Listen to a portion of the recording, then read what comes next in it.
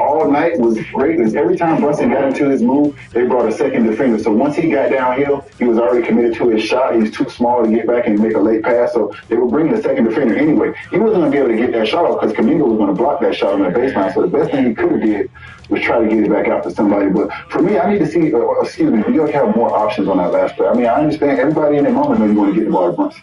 Try to have a little counter or something else just in case that doesn't. Looking at it right there, that didn't look like a broken play because as soon as Cat caught, he pitched and turned away immediately to go get Brunson. I mean, that's not the play I would have drawn up, but it looks like that was exactly it, right? He turns right away to go get him. But like in this situation, take a page out of Quinn Snyder's book.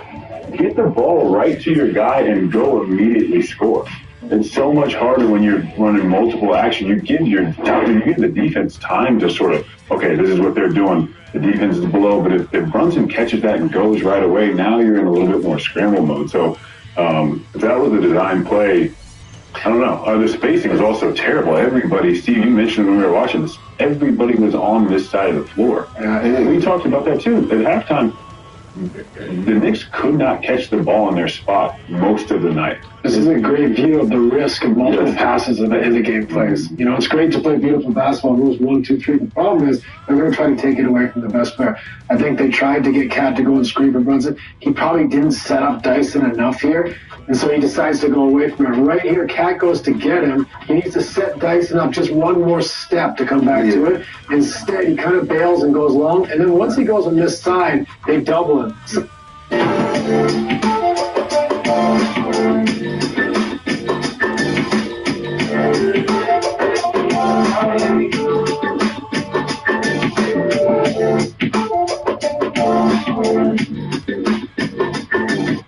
Takeaway from the Thunder's Game 2 win over the Suns. We all seen this coming. Sometimes the team is just better than you. And that's what OKC is. The fact they could get Phoenix to turn the ball over at the rate they're going. I don't think that has nothing to do with officiating. That's just defense. Getting players frustrated. And they're taking care of business. It's the reason why they're the #1 team. They all on the same court. They all play defense. They know they roll. And they playing with confidence. You know how they playing right now with J-Dub back and Chip doing the things he do. Shay's on the mission. 37 last night. I think OKC is just too much for Phoenix right now. Too much for the Phoenix Suns. Mr. B, let's shift over to you. Biggest takeaway from the Thunder's Game 2 win over the Suns. I mean, this series is already over. I mean, Dylan Brooks, Jalen Green, they're trying to do the best they can. They're the ones that shoot a lot of the shots. They're not really getting a lot out of Devin Booker. He had 14 shots last game or something like that. So they're definitely trapping him and putting a lot of pressure on them. I mean, they just don't have any chance. I mean, it doesn't matter about the refs or anything like that. It's just their energy at home. J-Dub just went down, but this series is over for, man. It's pretty like, this is just something to where OKC can just work on their game, just keep getting better. I know that SGA just hurt his hand, so we'll see what that timetable is on that. But other than that, man, they're just too deep. They're just too deep, and they're just too good right now. SGA hurt his hand earlier in the game. Obviously looked a little bothered by it, but still put up 37 in the win, so. Not too phased by it, like you mentioned, J-Dub, hamstring injury, other leg, It was such to see him go down too. He only played 33 games. Looked like he was just going to get into his bag. But they're too deep, man. They have enough. Like, if J-Dub's going to be out, he can rest until the Western Conference Finals. I don't know about that. Listen, he can rest to the Western Conference Finals. We're not Phoenix. We got a surgeon team in Los Angeles, not in Phoenix. Oh, they can beat Phoenix with their second year. That's Phoenix, they strong. But they got a juggernaut waiting for them in the second round. If they pan out how they should. God willing. Let's shift over to this side of the couch. Dr. McCants, what are your biggest takeaways from the Thunder Game 2 win over the Suns? throughout all the years, there's so many songs you just hear in the wild. I haven't really been a fan of the Thunder this year.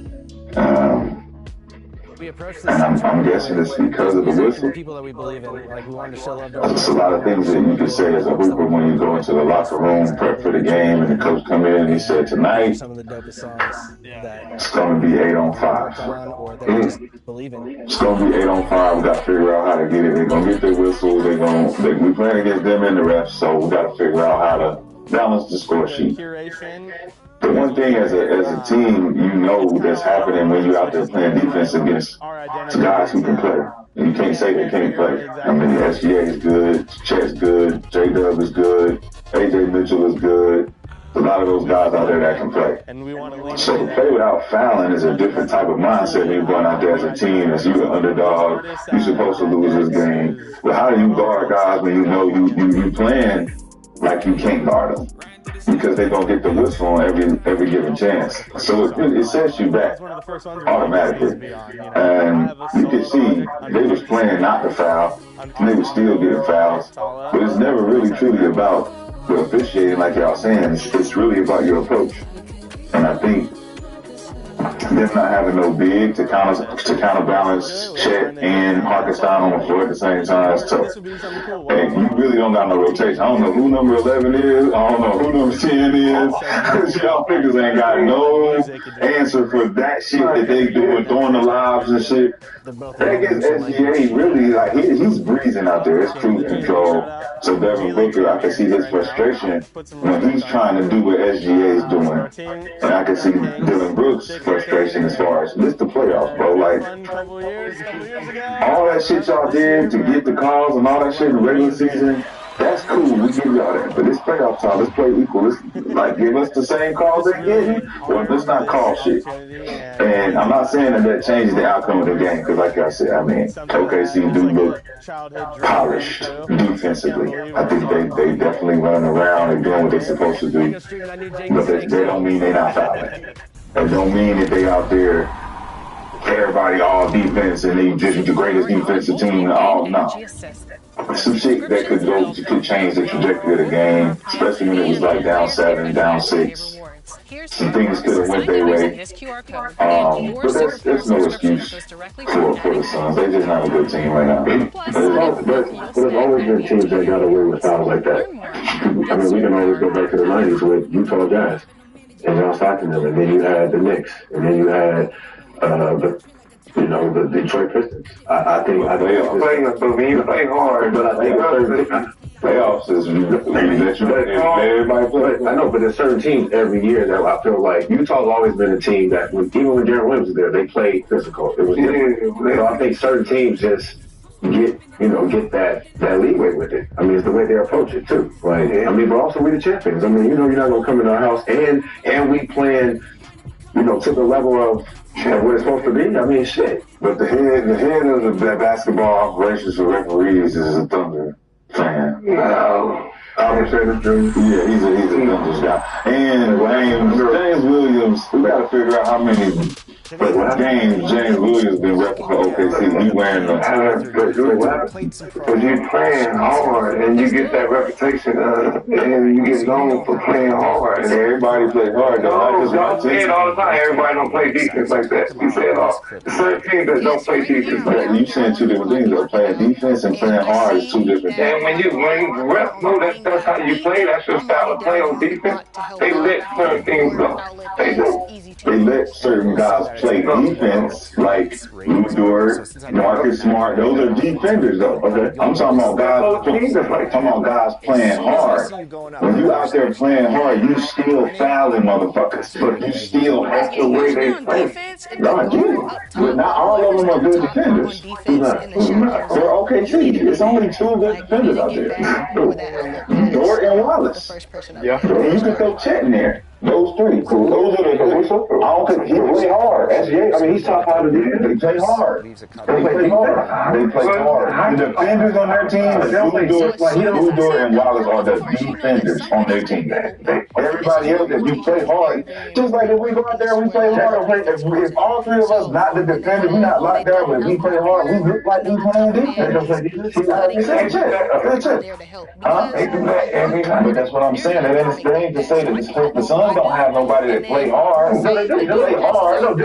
But I'm saying they not getting the same play hard calls that OKC do because it looked different. That's not their reputation. They have to rip it out. Indiana last year, Indiana played hard. They didn't have no fucking stoppers. They didn't have no defensive stoppers. But all of those guys playing hard made it look like they was playing defense. They got that 3-second defensive, so we're going in and out. But as soon as I see Chris comes out, I come in from the weak side corner and I help out in the paint. And how important is that communicating with your other players when you're out there playing the five? Like, do you guys communicate a lot on when to rotate? Yes, 100%. I mean, rotation is the biggest thing for defense. So when somebody is beat, or when somebody is they got calls. They got calls. That's the best advantage at defense. Because he playing hard. So what the complaint is now is like, no, I got a guy on me playing hard. He ain't no defender. I get the first play that's going to happen is trying to read the second and potential third play that's going to happen. So yes, anticipation, and that's why you see, once I'm going in, once I'm coming out, they're not going to make that cross-court pass anyway. If they do, I'll be there. But if they're cutting, I'm also there. So going in and out is great anticipation. We've been talking a lot about defense, but I love your pick and pop game. Here, the defender comes over, you drive it. The rest is history. That's a facial dunk on two defenders right there. Man, pick and pop is one of my favorite plays, especially if you get a center that can decently shoot. Reading the defense is very key.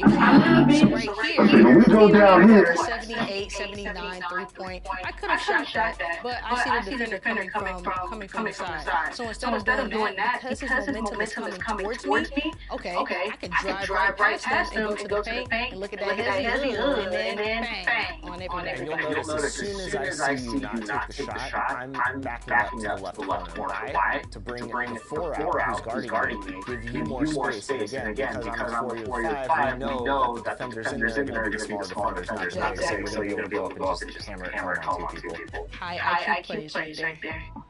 So on this play here, I'm over-dribbling a little bit, the shot clock's running out. I come over to accept your screen. We missed that, but instead of trying to fight through it, I curl back around, you hit the second screen, and the second we hit it, you slip. So talk about how important it is for this pick and slip here.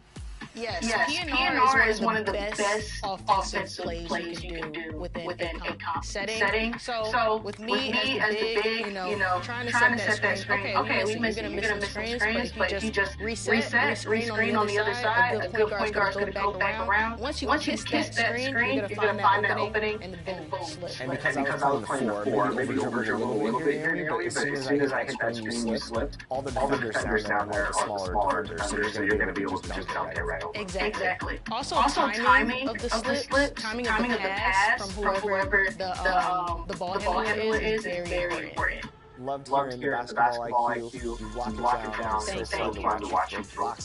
Third row when I'm playing with you. Man, likewise, you have that crazy floor build over there. We gotta play again. We will play again. I hope you learn something out there. Remember, play smart defense, stay down, and sometimes send it into the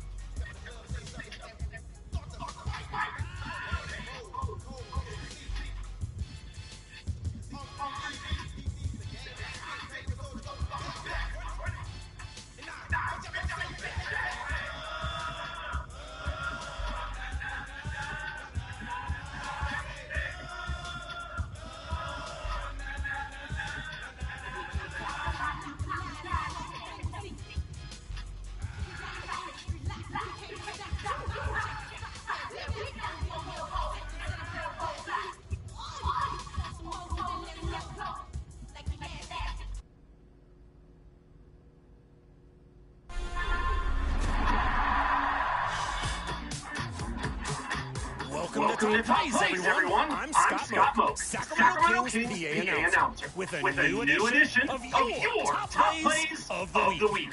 Where are we headed this week?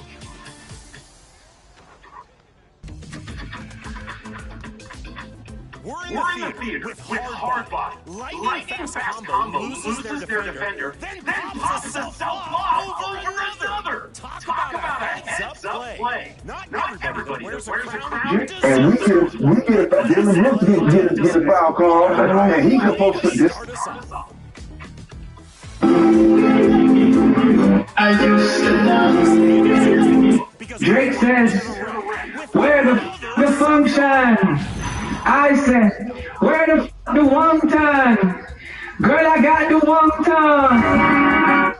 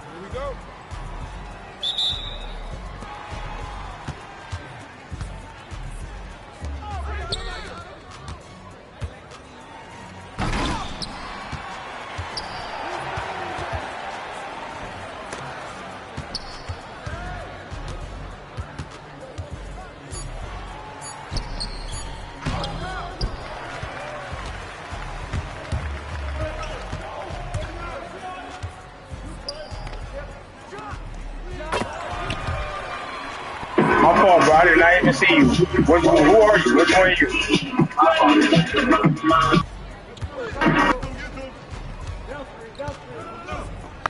Trust me, my intention is to pass that bitch.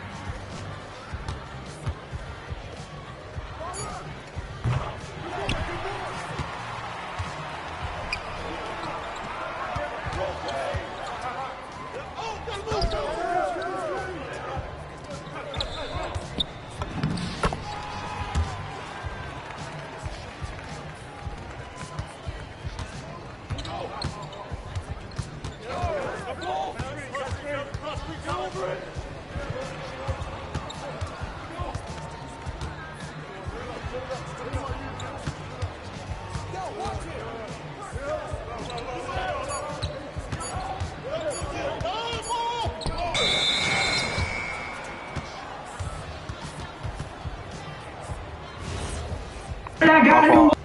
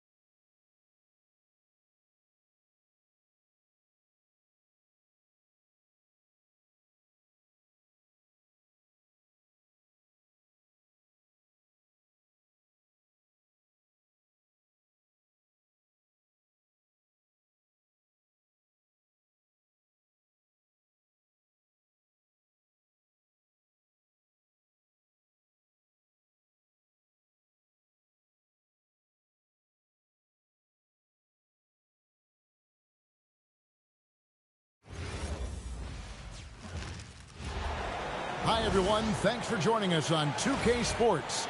NBA action is coming up. Alongside Greg Anthony and Stan Van Gundy, I'm Kevin Harlan.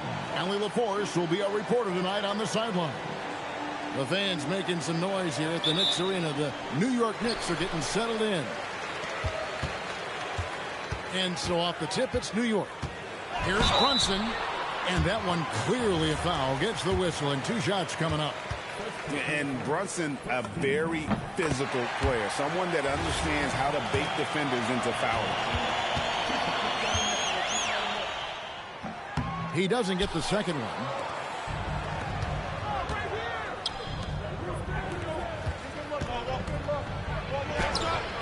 Wide with it. Doesn't get it to drop for him. Brunson outside. Anunoby outside. That 3 off the mark. Here's Flag. Count that one. Just a problem inside. Flag just burst through the contact. Bridges inside the 3-point line. Here's Towns. And the rejection by Gafford. Flag. Doesn't go that time. Pass to Brunson. Trying to find Towns. Gets it to him. And it's Brunson missing. And here are the Mavericks now. Flag. Good, and the assist goes to Irving.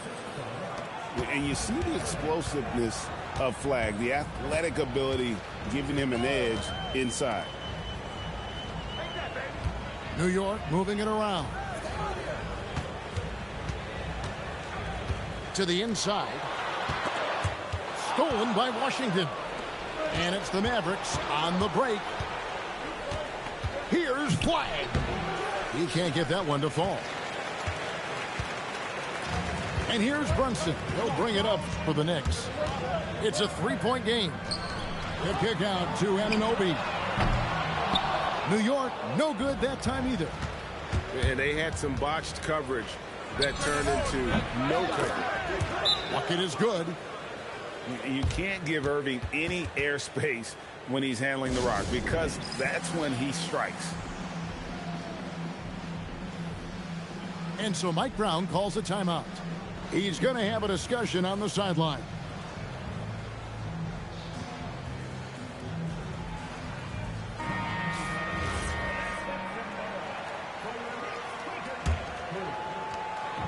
For the Knicks, it's been a slow start here. Trailing by 5.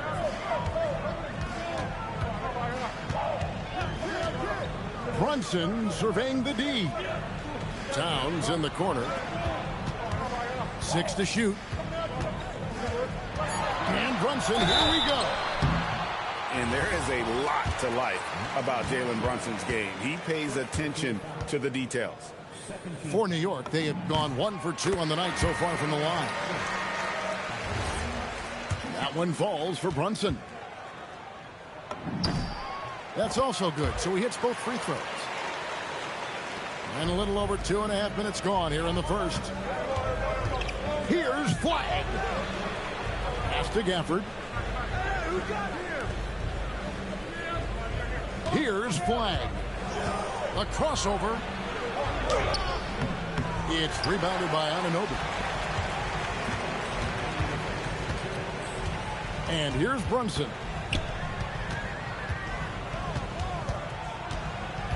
.152 left to play in the first quarter. The kick out to Anunoby. Fires from deep. Hits it from 3-point range. And it's a tie ball game. And it's crucial that Anunoby knocks down that jumper, showing how skilled he is from the perimeter. Gets the 3-pointer to fall. Irving's got 5 now. Both teams running perimeter-oriented plays that are working. Well, you know it's become a 3-point shooting league. Teams shooting a steady diet from outside. High arcing shot. And it's laid in by Brunson. Amazing floater from Brunson. He continues to show how dangerous he can be. And so now a timeout called by Jason Kidd. Coach needs a moment to talk things over. And the Mavericks will go for a different look here. Thompson from long range. Again, the miss by the Mavericks. Now Alvarado. Clarkson outside. Back to Alvarado. Another three for New York. Nice pass. What a heady play by Clarkson. And so it's Williams who brings it up for the Dallas Mavericks. Trailing by 2. And he banks in the layup. A little artistry in the painted area, converting against the size. Yeah, he didn't let the defense affect him there. He just kept his focus. Here's Alvarado. Pass to Diawara.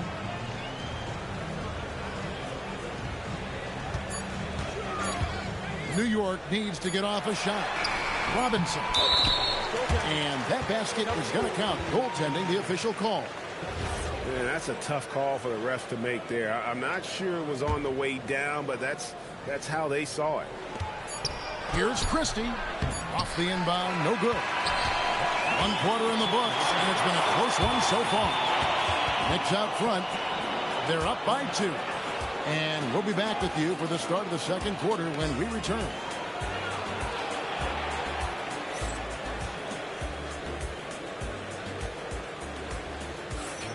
And we hope you're enjoying the game. Both teams tonight keeping things pretty even so far in the scoreboard. And looking at what we've seen from the Knicks so far, what do you guys think? Boy, their offense looks really good when everyone's in sync. Terrific first quarter. Yeah, they've looked sharp early on with their offense, getting good chances and converting what they've taken. And he's an automatic finisher when he gets into that area. He is, and he picks the simple one-hand stuff to get the 2 points. I like that. Towns attacking the rim with intent. Here's Lively. Hasn't made one yet. Yeah, and there it is again. On a lot of their possessions this first half, they've established great inside position.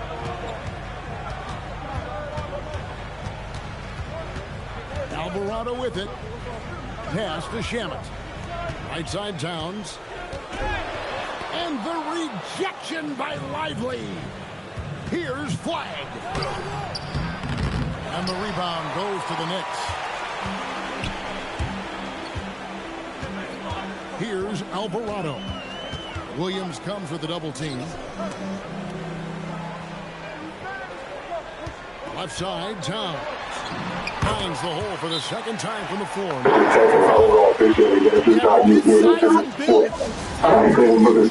Forceful inside.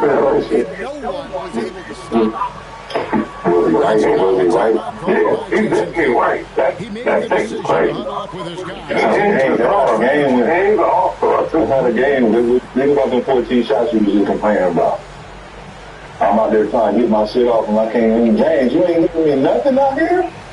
What's going on? That was a foul. They called a foul. You want to win, but we try to save it for the second quarter now. Caruso is going to pick up the foul. Gucci rep comes in. Here's Devin Booker to attack on the play. No, it's not like the game was in hand at that point anyway, but I think it's a building frustration. It's just a simple thing. It's the same rep that's wearing the SGA sneakers, though. He wore the SGA sneakers last night. He has the ones that you can't even order online. He got all black. That's the one you can't even order. Man, those two people like referee shoes all black, and they got it too. I don't care. You can't wear no. Yes, you can. Well, you wear all black. That's what referees do. Black shoes, not the black. That's what referees do. No, you can't see no NBA ref ever wear no black. You think so? No, they have to leave his own schedule. All the fucking everything. Yeah, you can get the good off shoes. I'm sure. Where y'all get that? This is shiny. It's a Walmart.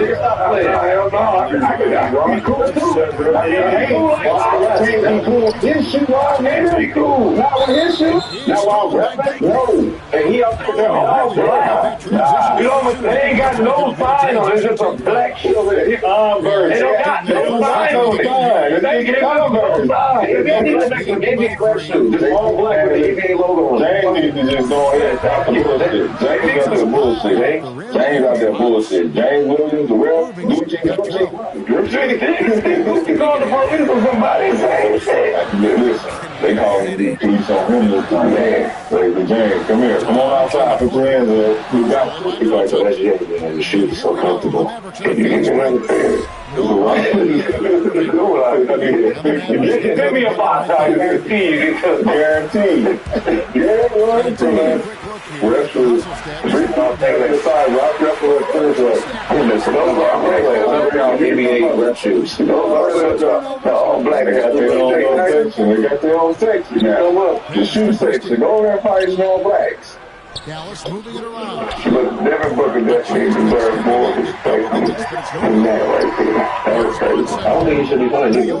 At all. Like, we'll cut it. Like, I had to dig it up to get it. That is bullshit. I don't think he should be playing for that. Because that offensive foul, when SGA came down, he did the same thing, got the call. Yeah, like it was, I mean, I do agree with that. Frustrating. I mean, listen, we know they gonna whip our ass, but goddamn, give me like, you know what I'm saying? Like, you can give me a couple. Man, what's the spread? For sure. And they covered that bitch too. They covered that bitch too. His ass said something. Oh, like goddamn. Like something. But ass rough. Especially if you watching the game in that moment, you see it like he just go out of bounds, throw the ball, and then they call it tech. And you see James not even trying to talk to him or nothing. Like, yeah, Caruso's over and give him a text. Are you serious? You're like, yeah, I believe that. That's not like, yeah, you got two ball heads. You're not listening to Caruso at all, man. You're not listening to He did. He gave a text to that. He's not listening to the fan. He's a champion like me, I understand. But he's not listening to the greatest Laker of all time, but things happen now. Okay, so he's bringing that championship experience in. We're trying to win and ultimately, like, it's one of the things. So it's hard. But you don't listen to him. Ain't no ref listening to a player trying to get him back. We saw it. I just saw Caruso. I think Caruso had phone, had hair on the side, just bending over. I didn't see him talking to the ref. Let's again one more time. Look at this. Look at this. Look.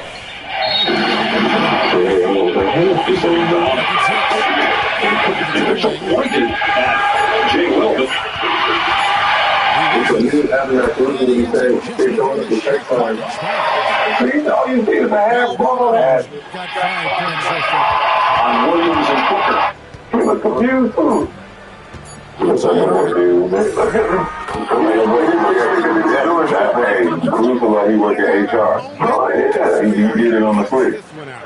What boy? Nigga did it on his bro. Give him a text. You know you're on payroll, James. Don't you fuck it up. The checks in the mail. Don't you fuck it up. Booker's not the only one taking some issues of frustration with how the Thunder appreciate the city as well.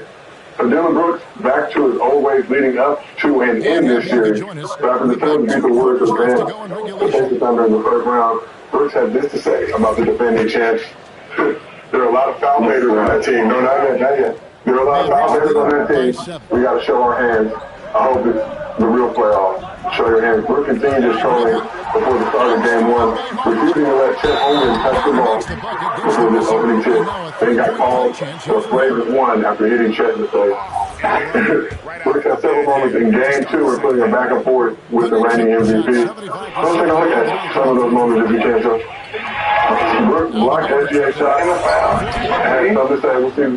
That's a foul. Blocked the shot. That's a foul. That's not a foul, bro. Moments later, Shea got his get back, hitting a jumper over Brooks. They played one-on-one. And then apparently give him the middle finger. Yeah. It's like, give me one man finger point now. This guy high. And the possible. Last run off the whistle for a double touch after getting into it with fellow Canadian. Blue Door, a lot of Canadian beef going on right now. And just top of it and just like the last one. Look, he hot, man. You don't drop it all.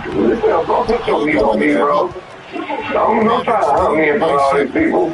Put the meat on you. You seen the all part of the rollout. So Book picked up his fifth foul from on the NBA. I couldn't say Randy and me being sloppy. You can't put the meat. No meat to meat. And you like push your meat in somebody like, bro, get out of here. You don't deserve to be on the court doing this.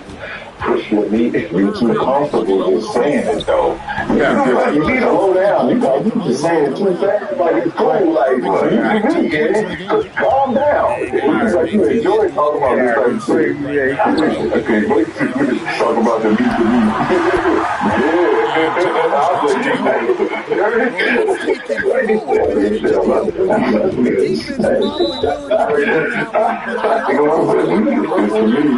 You're going to do the Arby commercial so bad. He had the meat. That's what you want that motherfucker part so bad. Hey, man. That's a good. Hey, shit, I'll be worth about $4 million. Hey, I only seen one in my lifetime. Anybody who eats the Arby? No, but it's like he can be the person. Hey, listen, right here, commercial. He got the whole family. Oh, man, they got $4 million. Shit, talking about me. This is all my time, man. You know, for some, you know, 3 sections, a lot of gas. That's how we hold the meat. Seafood. We won't fish. Get to a bowl of fish. Yeah, hell no. Come to Arby's.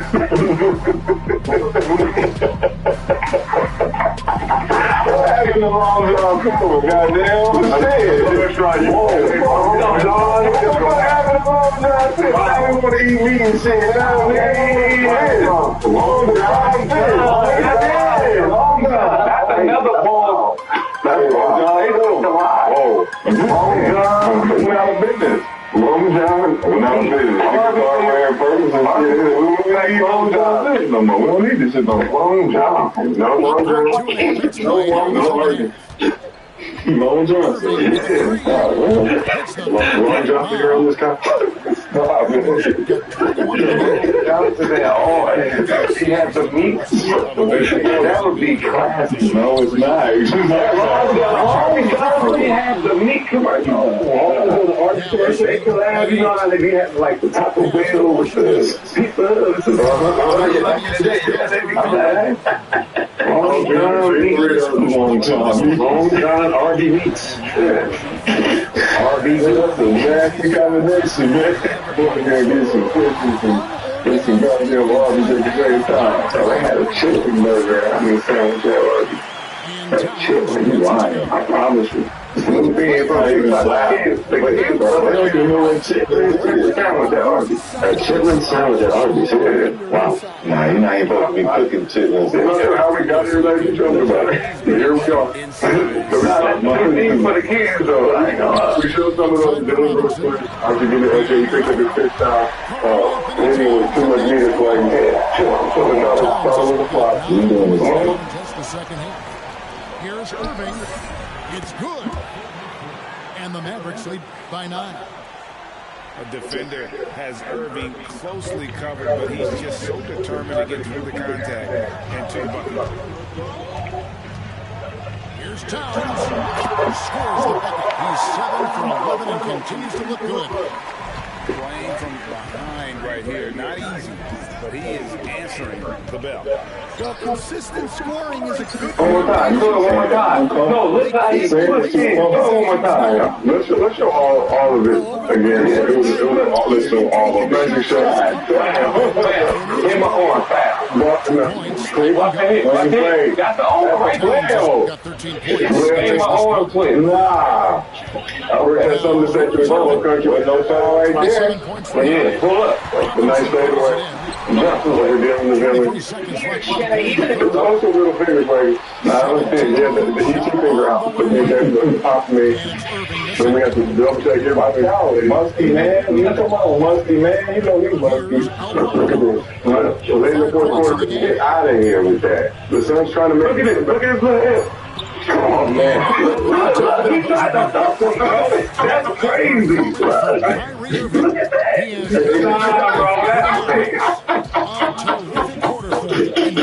Oh, no, Dylan. Oh, no, man. Who thinks to do this? Fourth quarter of action is upon us. Thanks as always for joining us.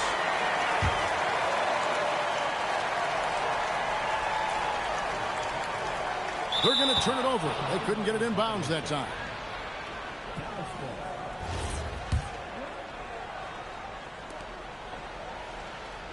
On the wing, Williams launches a three.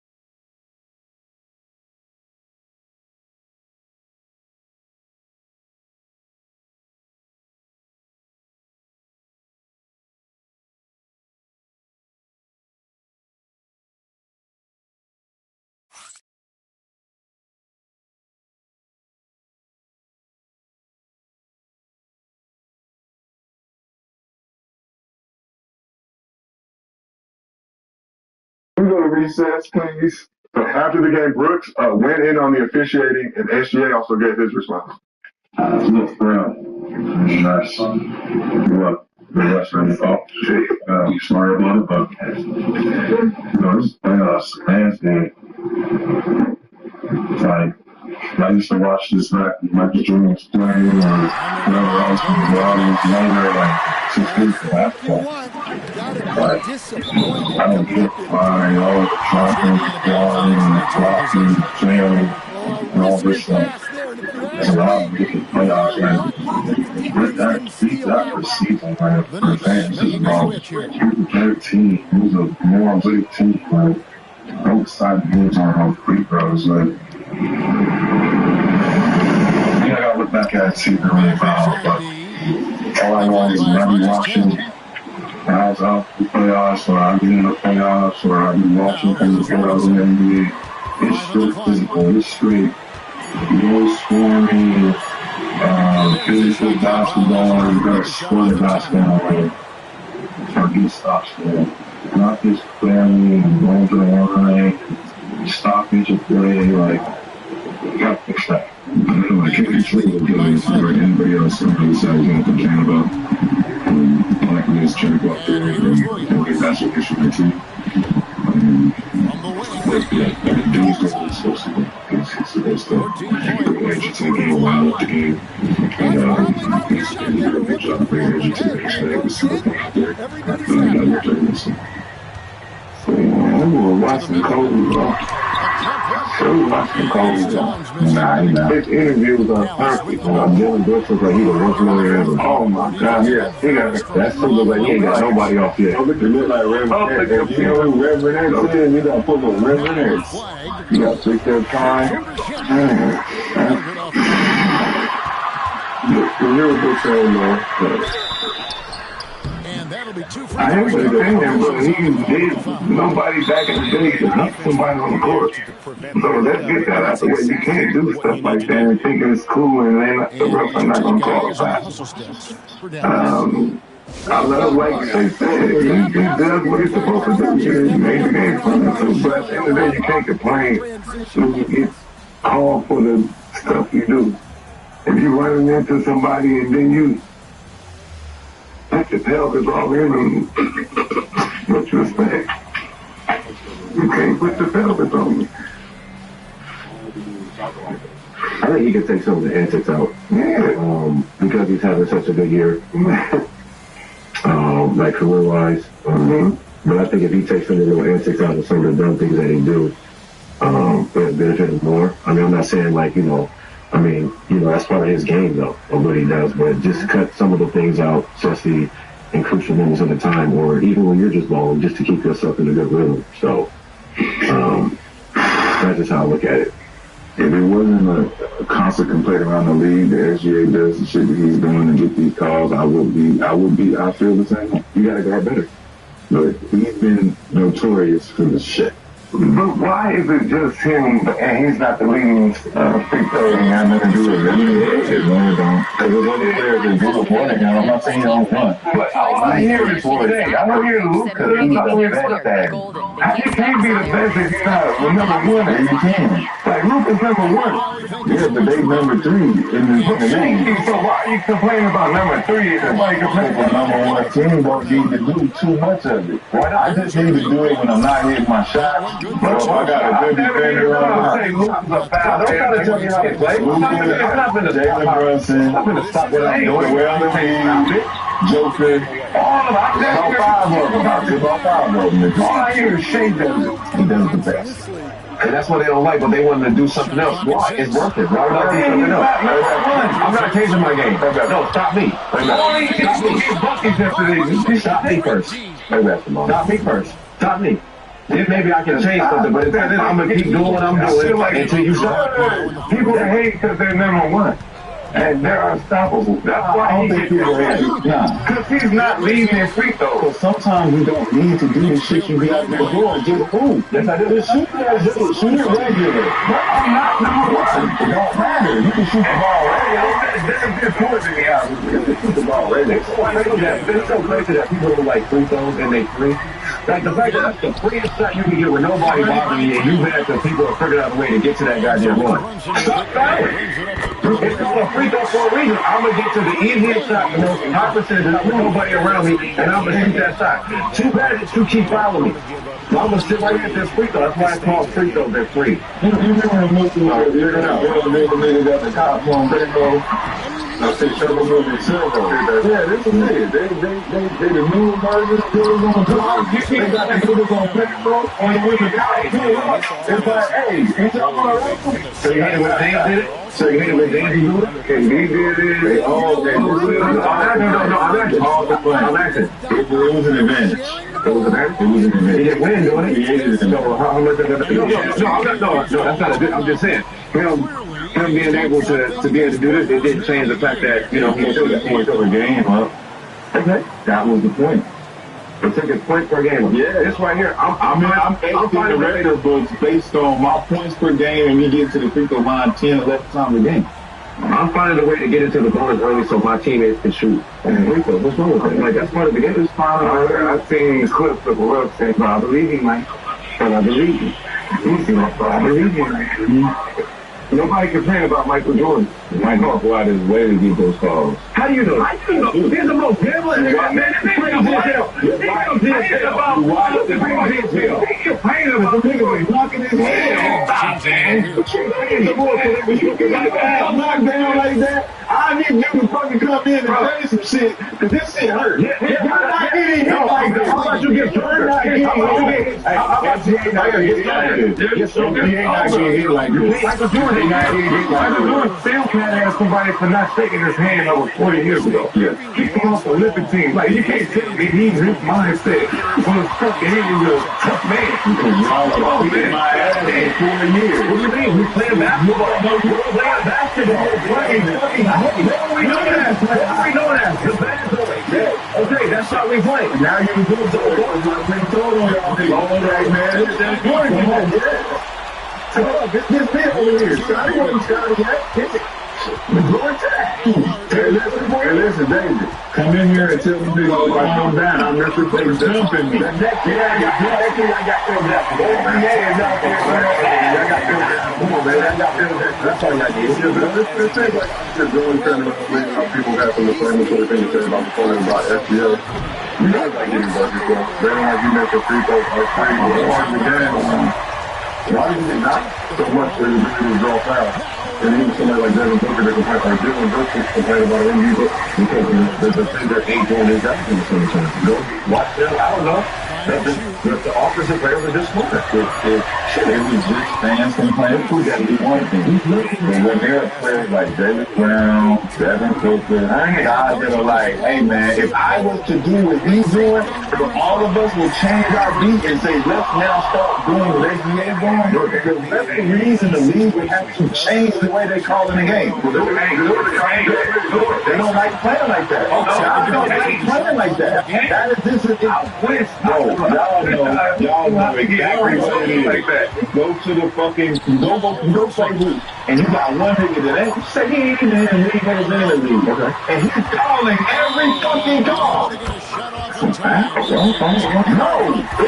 this is a nigga that you know you ain't never been at this level of league. We sitting here trying to figure out what's the problem. Why you fouling us? No, we not fouling. Okay, he calling back to back foul. Okay, we not giving. We like no, we're not giving it to him. I'm not. Come on, man, that's not a foul. But they might have to. Like, we don't remember the community. If I got you, I'm going to check up. I got you. Yes. Some niggas not.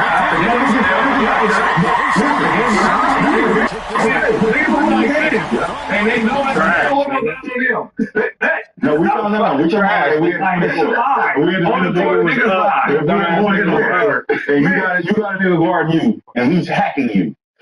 Are you calling? You're gonna call ball every time he hack you, right? Mm-hmm. Now we slowing the game. Now everybody in there like, bro, it's still 2-2. We've been in here 45 minutes because he keep hacking Nick. So stop that, right? He keep hacking. Now let's say Nick guarding the other nigga on the other end. Okay. He ain't got games like that. But he's saying just because Nick is calling that shit every time, I'm gonna call that shit every time. You know you're not fouling him. It's just that's my ball. It's gonna frustrate the fuck out of you, my nigga. The first time I let it, the second time he not getting away with that. I don't care. But you just got away with it. For 5 straight possessions, you called your shit because you know why? You Brandon Jennings, you played in the league. Y'all niggas gotta respect the fact that I'm the nigga that's in here. But this nigga, I'm not giving it. Man, you not getting that call. Exactly. Just like I just said, I'm SGA. I'm the Finals MVP. So you would see why he MVP of the NBA. You see why he's not on this level. I'm getting that call. It's frustrating. It's not who. If we both not calling it equal, and it's like, my nigga, I'm not fouling you down here. You call it every time. But then you come down here and you say you're not fouling me. Hold on. You're fouling me. This is how I play for a national championship team with Carolina. So when y'all won, you telling me the next year y'all didn't get advantages? They had advantages. I left that year. Okay. Well, the year they was ranked when they played us, they had advantages. I wasn't there. Yes, you did. I wasn't there. You blew me my freshman year. I closed out by 50. I was like 30 or something like that. I wasn't there. Listen, anyways, he had advantages with Marvin Williams. I left in 05. Marvin Williams rookie freshman year. Listen, at the end of the day, he had advantages. Yes, you did. Listen, at the end of the day, he had advantages.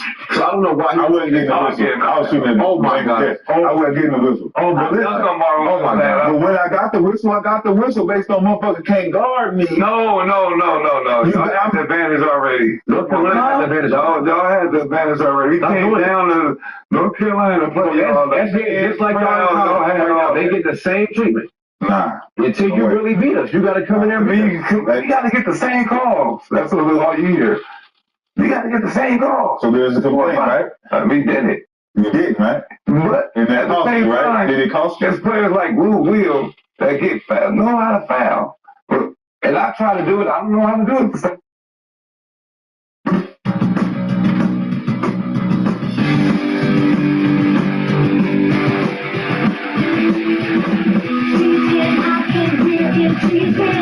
Let's go!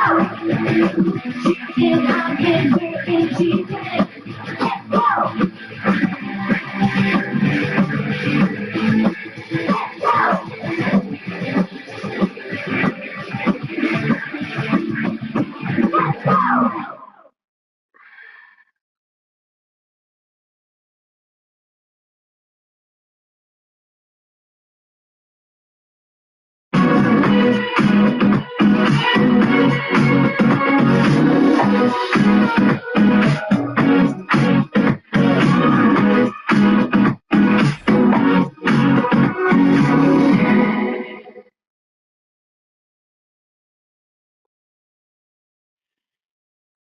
Yo, what's going on, y'all? It's Cone, and this is an absolute disaster for the New York Knicks and the Denver Nuggets. Both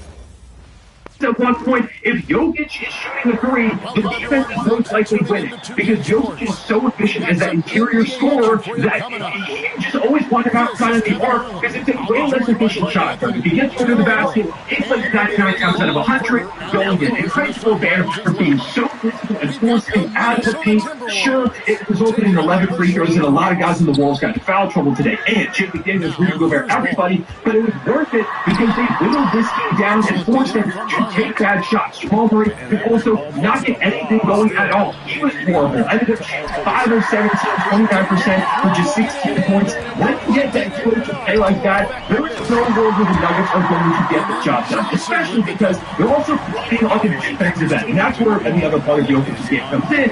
This was a full wicket game for the defensive. He's not been good enough at all on that end.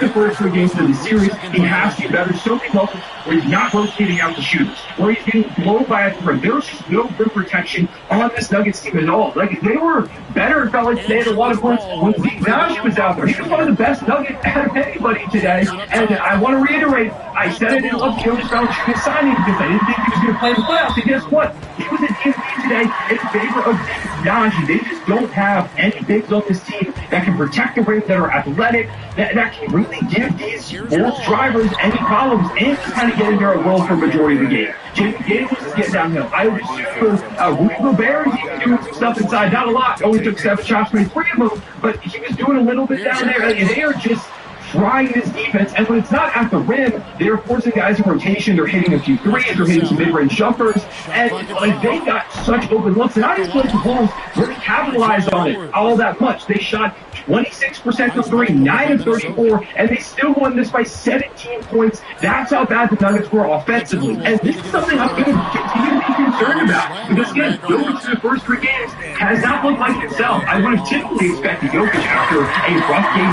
2 to bounce back in a big way. Kind of what he always does. And instead, had the worst game of his career in this one. Jamal Murray not being the Jamal Murray we saw in the regular season. He's not lived up to that type of dominance. This is just a way too far of a drop-off for it to be sustainable. If the Nuggets keep playing like this, they're going to lose the series. They will be down 3-1 going back to Denver. And the other concerning part is Aaron Gordon, he sat out is because of a calf injury. And as you know, with Halliburton and Jason Tatum and Dame last season, calf injuries are really scary because pretty often they can lead to Achilles tears. I'm not saying that's going to happen with Aaron Gordon, but that is a reason to be cautious. But also to reach your point where you can't really afford it because he's such an important glue guy on both ends for them and kind of their main rim protector that you really need him back. If he's not back for game 4, I feel pretty decent that Minnesota is going to, if not straight up win the game, it's going to be really, really close. And if it's close at the end with the way the Nuggets can play defensively, especially in the clutch all season, they can very well fall apart and lose.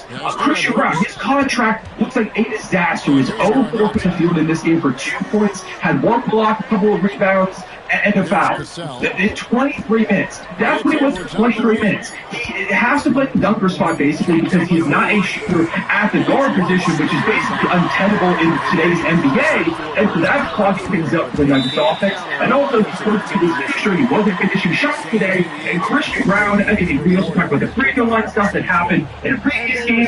He's just been bad. And they're paying so much money. And they also scored about Cam Watson this summer. Cam Johnson's getting paid.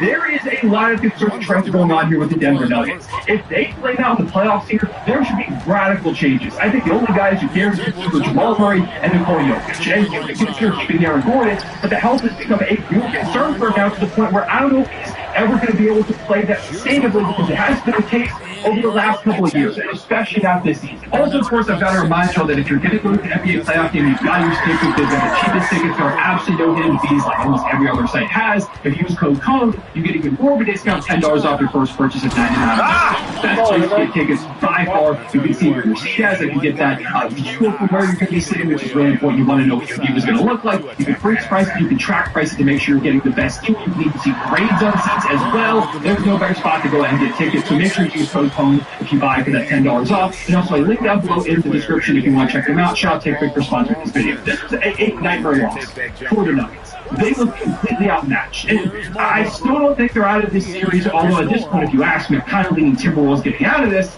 But you see Jokic and Jamal Murray bounce back in big ways. I think they're very capable of it, but they can't go down 3-1. They're not winning 3 games in a row against this Minnesota team.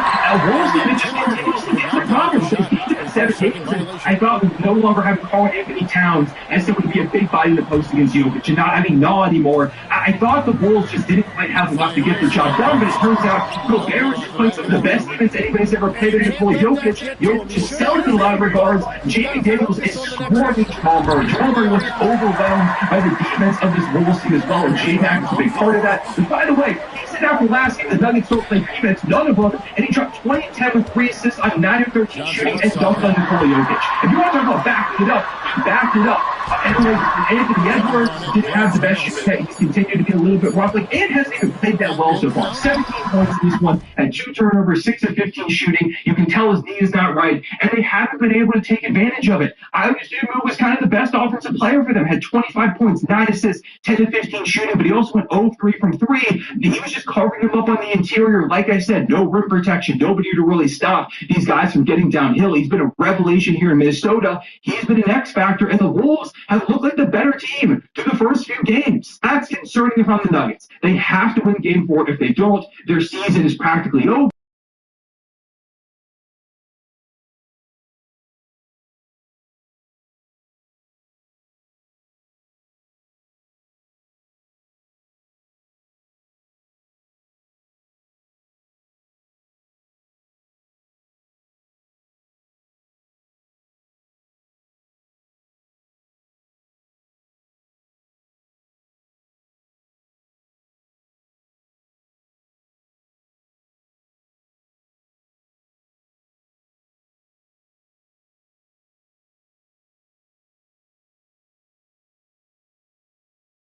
And no good on the last second attempt this time.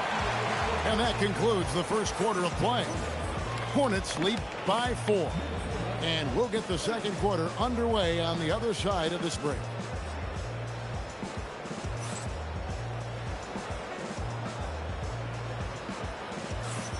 And hope you've enjoyed the broadcast so far. Halfway through the first half in this one. And let's quickly check out the scoring breakdown here for the Hornets.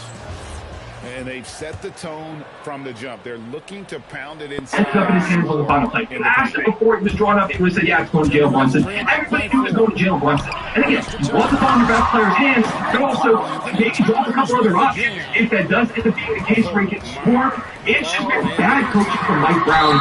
Brunson defensively is a nightmare. I it's all over. If you realize in the walk, it doesn't matter who is being guarded by Jim Brunson. It is there. It is food. They're going against every time. But McCollum again was unbelievable in this game. He was targeting him and he wasn't scoring on him. It forced rotation for this Knicks defense that is just unable to put it together, really, especially because Mikal Bridges was unplayable today. He was so bad on the offensive end and not playing great defensively either that he got benched. He ends up playing 22 minutes. Guess how many, 20 minutes. Guess how many points he scored? It's the same amount that you scored tonight. 0, 0-3, 0-2 for 3 with 2 assists, 4 turnovers, 2 fouls, a minus 26, and a 1-point loss. That is inconceivably bad.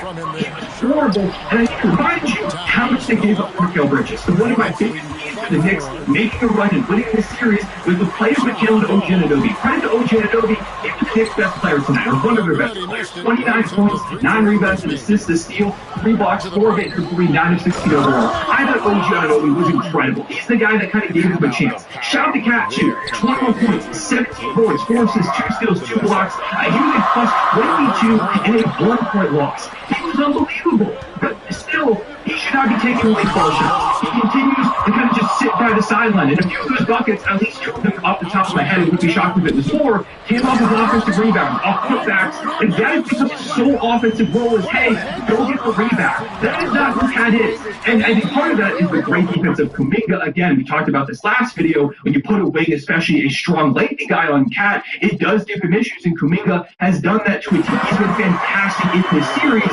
But they have to be calling to the town the ball.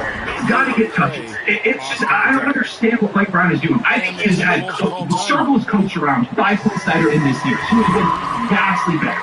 And I have to wonder, if we lose this series, is it a one-and-done year for Mike Brown? Because losing round 1 would be unacceptable. I know there's stuff that the Hawks have done well, and it's not all just the Knicks being bad, but I think it's really clear to everybody watching getting out coached in this series. I'm fighting for benching Mikal Bridges because I do think that was ultimately the right move. Like, Deuce hit 5 threes. He was playing better than him in this game. And Jordan Clarkson, I thought, was decent overall. Like, I don't mind some of the levers that he throws, but just continues to be when you get to the clutch and just overall through the game. Cat's not touching the ball. He's not touching the clutch. It's always Jalen Brunson, and it doesn't result in really anything. And Mikal has to get wrong with that. He should not have taken. Pass to Jones. Charlotte moving it around. High post, Johnson.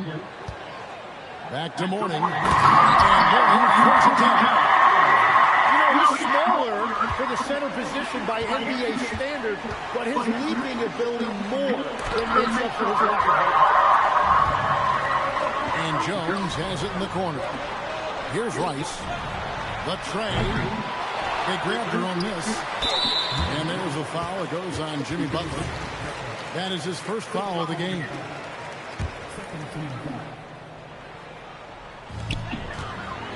Pass to Johnson.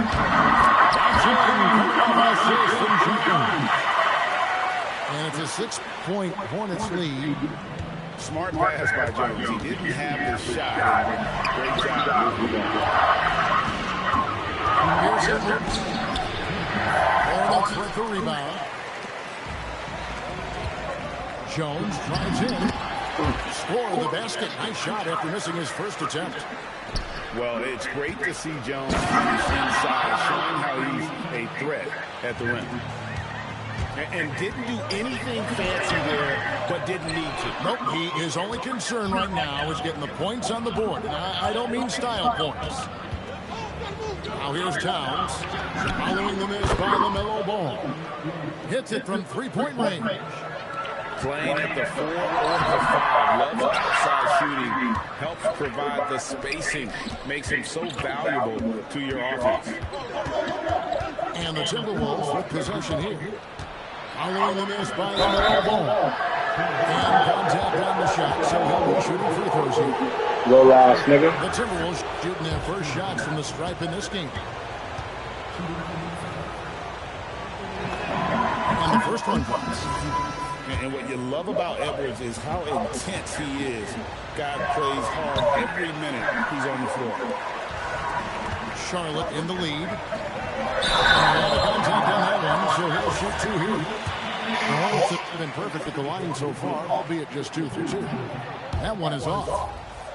Well, probably a little draft in the arena tonight. He's the last guy you expect to miss the mark by that.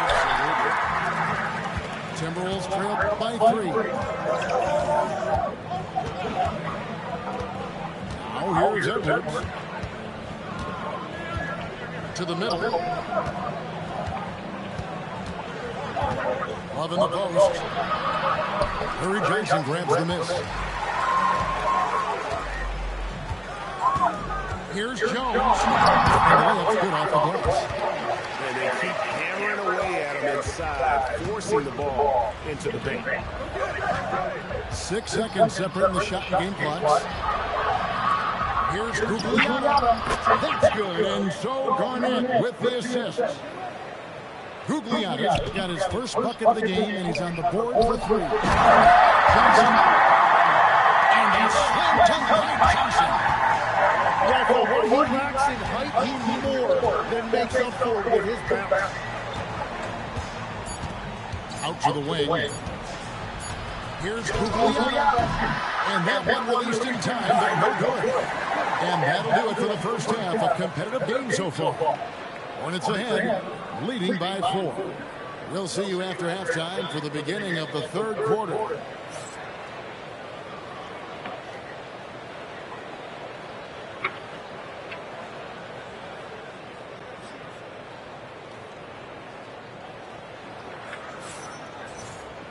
And after a fairly even first couple of quarters, the second half could turn out to be a great one as both teams try to gain an edge.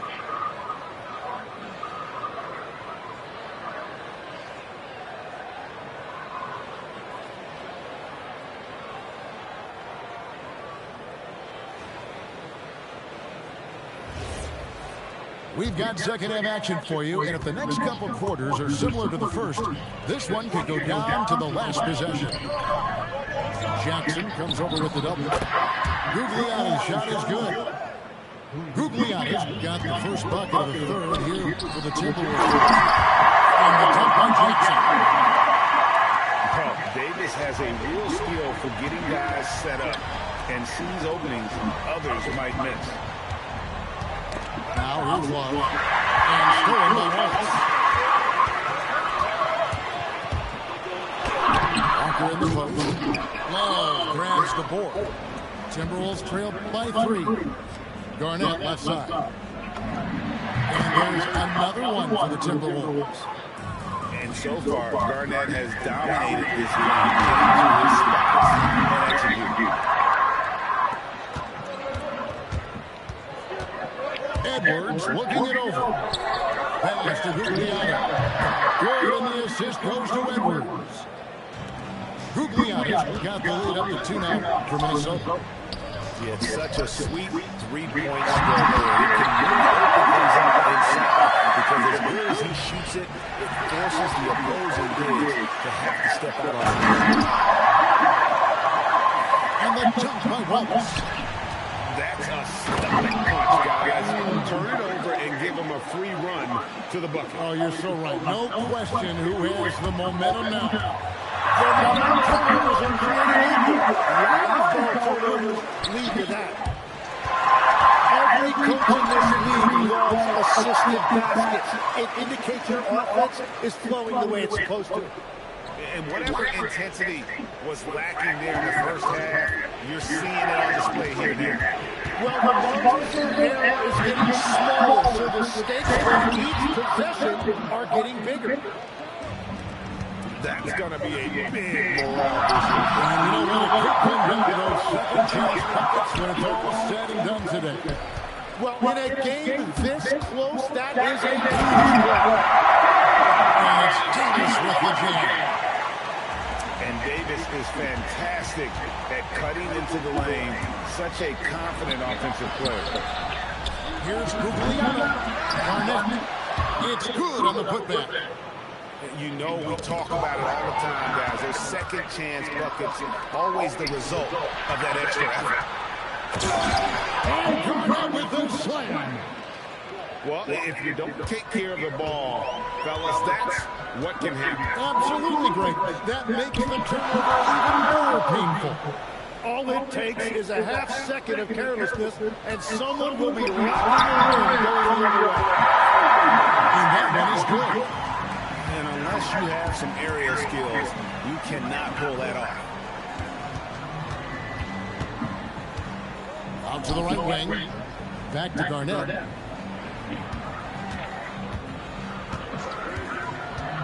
Love outside. Clock at 4. Pass to Cassell. From deep three-point land. Rebound, Davis. Here's Walker. Down low. Taken away. Garnett with it. Picked up by Davis. Baseline jumper. Garnett can't get it to go.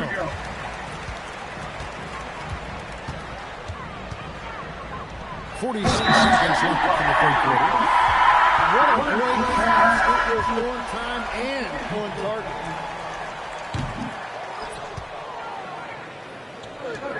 And he'll be shooting his first free throw of the game here. Free throw no good for Anthony Towns with the jam. And forget those threes. Cat. Oh, and the jam by Davis. Oh boy, to be young again. Makes you nostalgic, doesn't it? Just reliable, guys. He's just always trying to make the right play. There's a 4-second difference in the shot clock of the game clock. Jackson, that's good. Important points there. Got him on a nice play, getting the ball inside and right to the bucket. Oh, and he went for the two-hander on the slam, using some urgency from him there. Sure. Here's Davis. And a missed late. And we've reached the end of the third quarter. Just a terrific game so far. Hornets lead by 2. And right after this, we'll bring you the start of the final quarter right here on 2K Sports.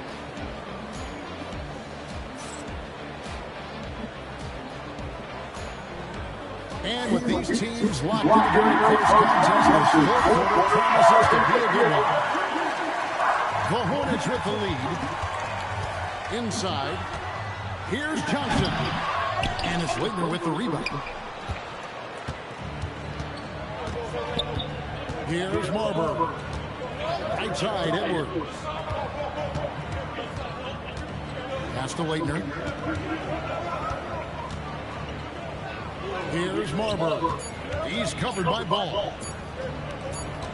It's going to be a 24-second shot clock violation. They turn it over. And you can tolerate gas like that sometimes, but in a close game, man, I tell you what, that really hurts. Here's Ball. Now Johnson. And the slam dunk by Johnson. If you came to watch a scoring battle, you're in the right place. We thought this might be the case coming in. Not a lot of defense out there right now. Here's Cassell. Fires to the hoop. Cassell is a crafty player, and he takes his drive right into the defender and gets fouled. And a moment now to look at the scoring approach in terms of where the points are coming from for the Hornets. They've been playing some really physical offense, just attacking the paint as much as possible. And I tell you what, they have been very successful with that strategy.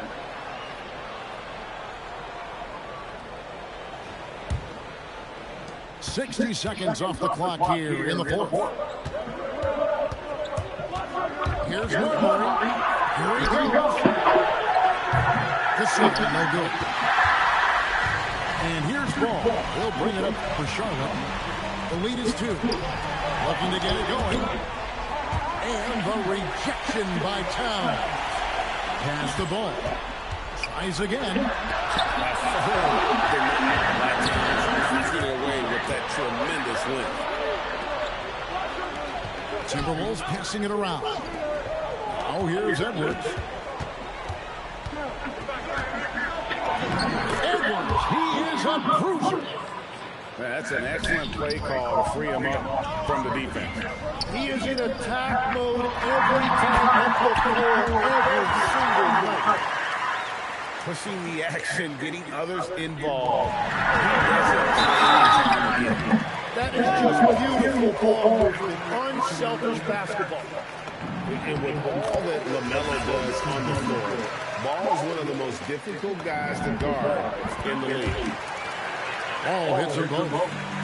That's about what we expect. He's been excellent from the line tonight. Stolen by Ball. Jones. And he pounds it home. I had a feeling he wasn't going to lay that one in. No, sir. Cleared away for KG. And guys, I don't know that this is the time for that kind of play. In a close game, the important thing is to get the 2 points, not necessarily the dramatic. Oh, come on. He had to go for that, didn't he? My goodness. Just solid on the one-handed slam. And guys, when it's a tight ball game like this, he's the guy they want with the ball. Love. Here's gone up. Man, he has been great in this quarter, really involved. I love how they're using him. Outside him.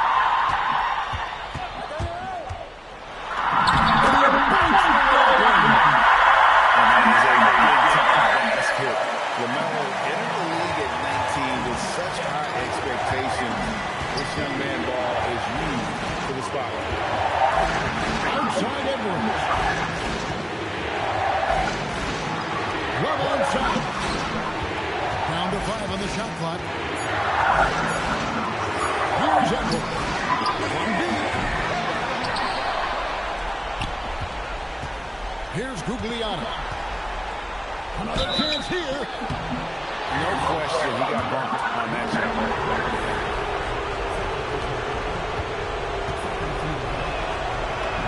So the first one drops, and that narrows the lead down to just 3. And that's good as he hits both of the shots. This team knows they can rely on him in these situations. He is so consistent at the free throw line. 109 left to play in the final quarter. It's stolen by Johnson. The Hornets call time.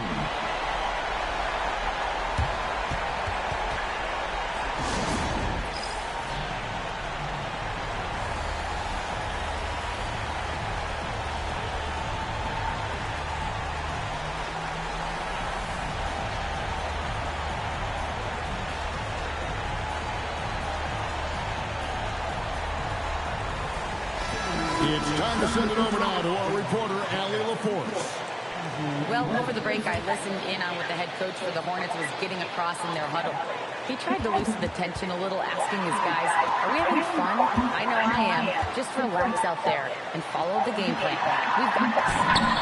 All right, Allie, thank you for that. That is world class. What a huge shot at this point in the game. What a burst! No run-of-the-mill stuff there. Fellas putting something extra on it. Hey, can you believe that? My goodness. Well, that will go in our highlight package for tonight. I'm certain of it. And when things are tight, Butler just seems to step his game up. Tremendous score here in the clutch. To take the lead. There's 14 seconds left in the fourth quarter. And a fast break now for the Hornets. Traditionally, that's how you want to finish the break, right at the rim. And give him a lot of credit for his effort right there running the floor. So a close game sees Charlotte taking this one. What a show they put on here at home tonight.